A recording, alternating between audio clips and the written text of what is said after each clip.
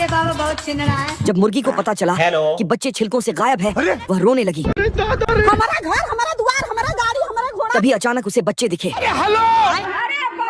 वह उनके पास भागी, रुको जरा। पर कुत्ता उन्हें पहले से ही अपना चुका था। मेरा छोटा भैया। मुर्गी ने उससे कहा, देखो तुम लम्बर मांगोगे, मैं लम्बर दूंगी नहीं। उसकी बातें सुन कुत्ता उस पर भौंका। इससे मुर्गी डर गई। तभी मुर्गी को अपने खसम यानी पति दिखाई दिए। वह उनके पास जाते वक्त मुर्गे से बोली, और उसके बाद में मुर्गी ने पति से कहा, अजी सुनते हो कि तुम्हारी मेहनत पर किसी ने कब्जा कर लिया। सारे मिलके हमको पागल बना रहे। इससे मुर्गा गुस्सा हुआ 5 मिनट बाद, क्योंकि उसने बहुत मेहनत की थी। क्या रे भिख मंगिया? वह जाकर कुत्ते की पूंछ पकड़ लेता है और उसके बाद दोनों में महायुद्ध शुरू हो जाता है। बोल पापड़ ले जा पड़। पर मुर्गा कुत्ते पर भारी था।